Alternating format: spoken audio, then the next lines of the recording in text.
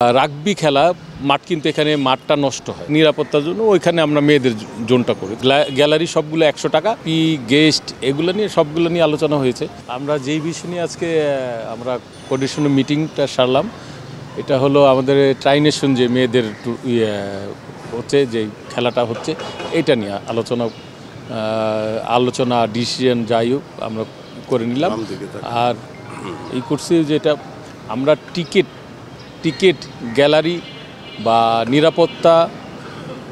নিরাপত্তা VIP guest এগুলো নিয়ে সবগুলো নিয়ে আলোচনা হয়েছে। আমরা বেসিক্যালি টিকিটের ধার্য গ্যালারি সবগুলো 100 টাকা, আর ক্লাব হাউস 300 টাকা। সেটা শুধু অলরেডি এটা জোন হিসাবে থাকবে মেয়েদের। এখানে আর আমাদের মেয়ের টিম আছে, আদার্স যদি মেয়েরা কেউ খেলা দেখতে আসে নিরাপত্তার জন্য ওইখানে আমরা মেয়েদের জোনটা করেছি। আর ক্লাব হাউস 2টা আমরা 200 টাকা করে করছি। এটা হলো আমরা প্রথম ধাপে। আর রেড বক্স, প্রেসিডেন্ট বক্স আর ভিআইপি ওই স্কাইটা আমরা টোটালি একটা আমাদের স্পন্সর, মেয়েদের টিমে স্পন্সর যারা আছেন ঢাকা ব্যাংক, ওনাদের আমরা এটা ভিআইপি কার্ড হিসাবে তাদের দিই। বিক্রি কালকে দুপুর 2টা থেকে আমরা করার চেষ্টা করি। মাঠ নিয়ে যেটা কথা হচ্ছে, আমরা ক্রীড়া পরিষদ কথা বলতেছি, এখনও বলতেছি।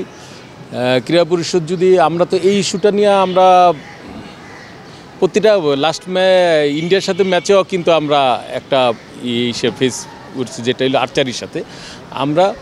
আমরা রাগবি খেলা মাঠ কিন্তু এখানে মাঠটা নষ্ট হয়।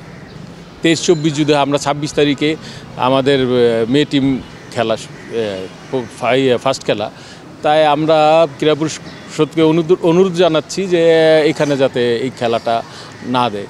রাগবি অনেক স্টেডিয়াম আছে, রাগবি আর্মি স্টেডিয়াম দিতে পারে, অনেকগুলো স্টেডিয়াম আছে, জেলা গাজীপুর বা আদার্স মুন্সিগঞ্জ, অনেক টঙ্গী আছে, অনেক স্টেডিয়াম আছে, ওইখানে দিতে পারে। কেন আইসা হঠাৎ ফুটবলের সাথে তারা আর জাতীয় স্টেডিয়ামে করতে হবে, আমার এটা বোধগম্য নয়। ক্রীড়া পরিষদ খেলাটা আয়োজনের আগে যদি ফুটবলের সাথে আমরা ফুটবল ফেডারেশন থেকে কিন্তু আগেই বলে দিচ্ছি যে আমাদের মেয়েদের ট্রাইনেশন এই টুর্নামেন্টটা হবে এত তারিখ, 26, 29, 2 তারিখ, 3টা খেলা। এই 3টা খেলার সময় তার আগে 4-5 দিন আগে থেকে যাতে আমরা মাঠটা সুন্দরভাবে ব্যবহার করতে পারি। কিন্তু আমরা কেন যে ক্রীড়া পরিষদ দিল এটা আমি এখনও বুঝে উঠতে পারছি। অবশ্যই এটা সমন্বয়তার মধ্যে চলে আসতেছে। ক্রীড়া পরিষদ আমরা ফুটবল ফেডারেশন এখনও কমপ্লিট কোনো স্টেডিয়াম পাচ্ছি না। সবার সাথে শেয়ার করে সমন্বয় করেই আমরা ফুটবলটাকে চালাতে হচ্ছে। আমরা তো চাচ্ছি একবারে ফুটবল খেলা কিন্তু একটা সুন্দর মাঠের প্রয়োজন হয়, সুন্দর এনভায়রনমেন্টের প্রয়োজন হয়। আমরা কিন্তু এখনও পুরোপুরি 100% আমরা ক্রীড়া পরিষদ বা সরকারের কাছ থেকে এইটা পাচ্ছি না, মাঠ পাচ্ছি না। সবার সাথে আমার শেয়ার করে, অ্যাথলেটের সাথে শেয়ার করতেছি, সবার সাথে কিন্তু শেয়ার করে ফুটবলটা চলতেছে। আমরা একটা পূর্ণাঙ্গ স্টেডিয়াম শুধু ফুটবলের জন্য, ওইটা হলে আমরা নিরাপদ বা সুন্দর জায়গায় আমরা ফুটবল আয়োজন। আমাদের মেয়েদের টিমের কিন্তু হাইপ আছে, বাংলাদেশ টিম মেয়েদের টিমের একটা হাইপ আছে। আমরা তো আশা করি 10-12 হাজার মানুষ এখানে আসবে, 10-12 হাজার দর্শক এখানে আসবে, এই গ্যাদারিংটা তৈরি হবে। আর ওনাদের তো মেয়েদের টিমের আমরা যেই আয়োজন ফুটবল ফেডারেশন 2 দিন আগ থেকে এটা নিয়ে কাজ করতেছেন। অলরেডি সে যাচ্ছে, বিএফএফের পোস্টে যাচ্ছে। আমরা মেয়েদেরও হাইলাইটস করতেছি, এমন না যে আমরা ছেলেদের নিয়ে। আর জাস্ট ইন্ডিয়া ম্যাচের পরে আমরা 1 দিন 2 দিন সময়ের পরে কিন্তু আমরা এটা নিয়ে কাজ করতেছি। এটা ফাইন্যান্সের ব্যাপার, এটা ফাইন্যান্স কমিটির ব্যাপার, এটা ফাইন্যান্স কমিটি আপনাদের জানাই দিবে। সময় কম, আর হলো ঢাকার বাইরের মাঠগুলো আপনারা দেখেন ইন্টারন্যাশনাল ম্যাচ আয়োজন করার মতো পর্যাপ্ত না।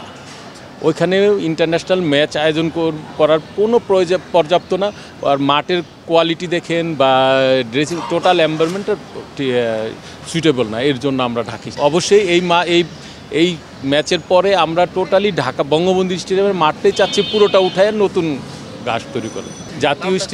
জাতীয় স্টেডিয়াম আমরা এই মেয়েদের ট্রাইনেশন পরেই আমরা এই মাঠ টোটালি উঠায়া নতুন ঘাস লাগে ডেভেলপ করবো, নতুন করে